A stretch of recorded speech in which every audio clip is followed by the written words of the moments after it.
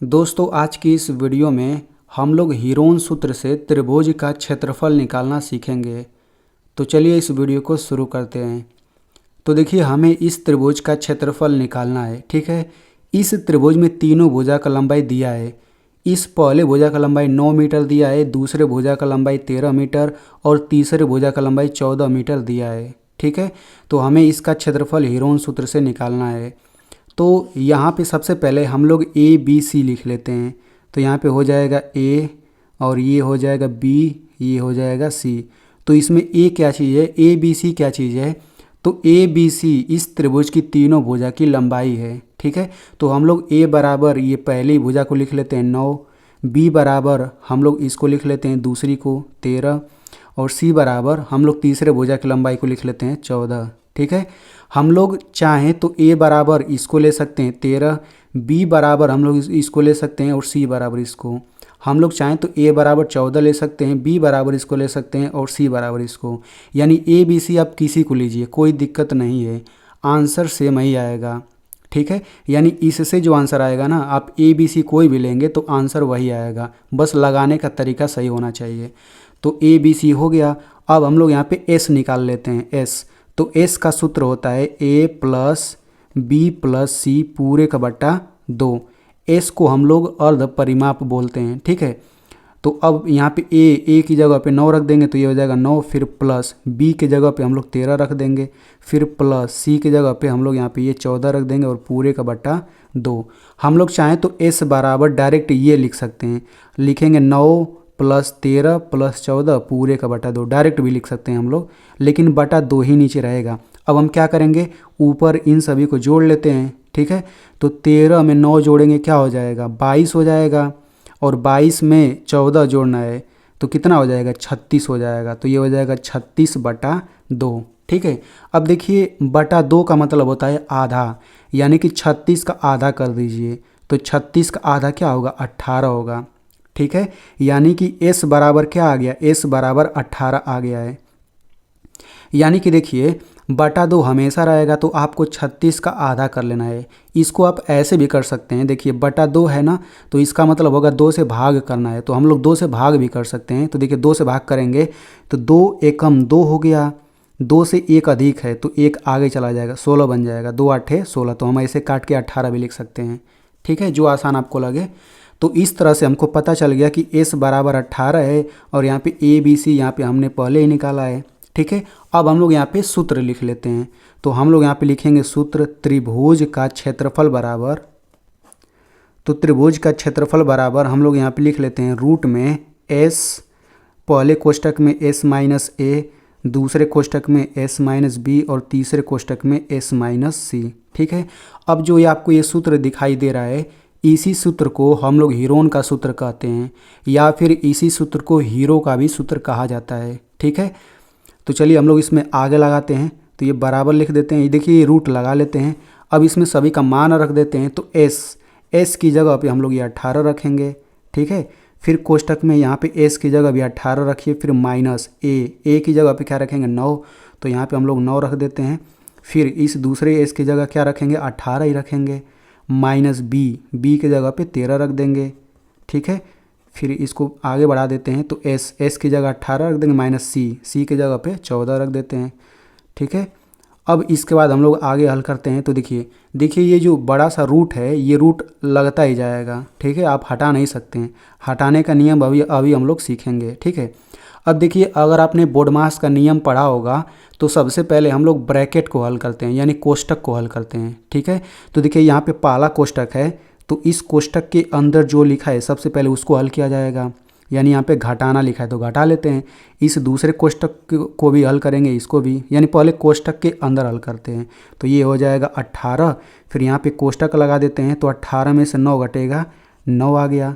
अब यहाँ पे हल कर लेते हैं। तो 18 में से 13 घटेगा, क्या आ जाएगा, ये आ जाएगा 5, ठीक है। 18 में से 14 घटाएंगे, ये आ जाएगा 4 आ जाएगा, ठीक है। अब हम क्या करेंगे, फिर से यहाँ पे रूट लगा देते हैं। अब यहाँ पे देखिए 18 और ये जो कोष्ठक के बीच में कुछ नहीं है तो गुणा माना जाता है, ठीक है। यानी बीच में अगर प्लस माइनस कुछ भी नहीं है तो गुणा ही माना जाता है। यहाँ पर भी देखिए दोनों कोष्ठक के बीच में कुछ नहीं है तो गुणा ही माना जाएगा।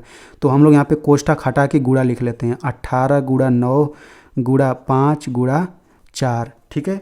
तो यहाँ तक आप लगा लेंगे। देखिए ये रूट लगता ही जा रहा है, इसमें गलती नहीं करना है आपको रूट लगाते ही जाना है। रूट हटाने का तरीका भी आप लोग सीखेंगे, ठीक है।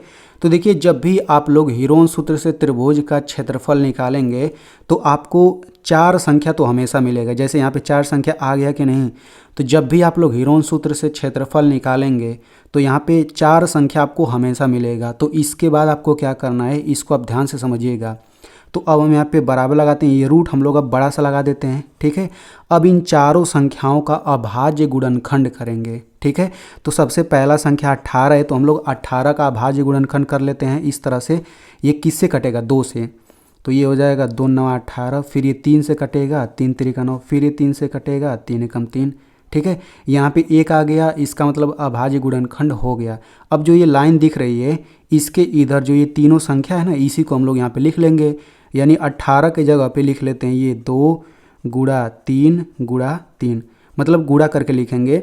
अब देखिए मैंने 18 की जगह पे इसके लिखा तो इनको गुणा करने पर भी 18 ही आएगा। 2 3 6 6 3 18, फिर गुणा लगा दीजिए। अब दूसरी संख्या का भी हम लोग अभाज्य गुणनखंड करेंगे तो 9 ऐसे लिख लेते हैं।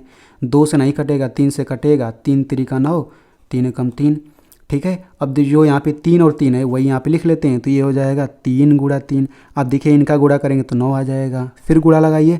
अब यहाँ पे तीसरी संख्या 5 है तो हम लोग 5 का भी अभाज्य गुणनखंड कर लेते हैं। तो देखिए 5 2 से कटेगा नहीं, 3 से भी नहीं कटेगा, 5 जो है 5 ही से कटेगा, यानी 5 का तो यहाँ पे केवल 5 ही रहेगा। फिर गुणा 4, तो 4 का अभाज्य गुणनखंड कर लेते हैं तो 2 से कट जाएगा, 2 दूना 4, ये हो जाएगा 2 एकम 2। तो यहाँ पे 2 और 2 यहाँ पे लिख लीजिए तो 2 गुणा 2। तो यहाँ तक तो सभी लोग हल कर लेंगे, लेकिन इसके बाद ही अधिकतर बच्चे गलती करते हैं। लेकिन अब आपसे गलती नहीं होगा, बस आप लोग इसको ध्यान से समझिए कि इसके बाद कैसे हल करते हैं। और इसको हल करने के बाद मैं वीडियो के लास्ट में आपसे एक सवाल पूछूंगा तो आप लोग उसको हल करके उसका आंसर कमेंट में ज़रूर बताइएगा भाई, तभी तो मुझे पता चलेगा कि आपको समझ आया है या फिर नहीं, ठीक है। तो हम लोग इसके बाद अब कैसे हल करेंगे, तो देखिए, तो इसको हल करने के लिए मैंने इसको थोड़ा सा अलग से यहाँ पे उतार लिया है। जैसे देखिए बिल्कुल मैंने उसी को यहाँ पे लिखा है, ठीक है। अब इसके बाद हम लोग क्या करेंगे, तो देखिए अब हम लोग रूट से संख्याओं को बाहर निकालते हैं। तो रूट से बाहर निकालने का नियम होता है, तो कैसे निकालेंगे तो समझिए। अब रूट के अंदर अगर एक ही संख्या 2 बार आया है तो उन दोनों को रूट से बाहर हम लोग लिखते हैं, ठीक है। यानी कि फिर से मैं यहाँ पे बता देता हूँ, इस रूट के अंदर अगर एक ही संख्या 2 बार दिखे तो उन दोनों को हम लोग पकड़ के रूट से बाहर लिख देते हैं, यानी रूट के बाहर यहाँ पे, और लेकिन बाहर एक ही बार लिखा जाता है, ठीक है। तो रूट के अंदर एक ही संख्या 2 बार कहाँ कहाँ दिख रहा है, तो देखिए यहाँ पर एक संख्या 2 है, बिल्कुल वही संख्या यहाँ पर भी है। तो एक ही संख्या 2 बार दिखा कि नहीं, तो हम लोग इन दोनों को पकड़ के रूट से बाहर निकाल देंगे, ठीक है। तो 2 और 2 निकल जाएगा, लेकिन बाहर हम लोग इसको एक बार लिखेंगे। तो हम लोग यहाँ पे इसको एक बार लिख लेते हैं, ठीक है।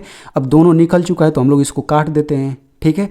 वैसे देखिए 3 और 3 एक ही संख्या 2 बार आपको दिख रहा है तो ये भी दोनों बाहर निकलेगा, लेकिन बाहर हम लोग इसको एक बार लिखेंगे। तो हम लोग यहाँ पे एक बार लिख लेते हैं, बाहर गुड़ा में ही लिखेंगे। अब ये भी दोनों निकल गया तो हम काट देते हैं, ठीक है। अब यहाँ पे देखिए एक ही संख्या 2 बार दिख रहा है तो ये भी दोनों रूट से बाहर निकल जाएगा, ठीक है। तो हम लोग यहाँ पे इसको लिख लेते हैं और ये भी दोनों कट जाएगा, ठीक है ना। हम लोग यहाँ पे इसको आगे पीछे लिख सकते हैं, चूँकि गुणा ही तो करना है, कोई दिक्कत नहीं। अब देखिए यहाँ पे एक संख्या 5 है, यहाँ पे 2 है। अब बताइए इसमें 5 अगर एक और रहता तब न दोनों निकलता। यहाँ पे अकेला 2 है, ये भी अकेला है, यानी ये दोनों नहीं निकलेगा।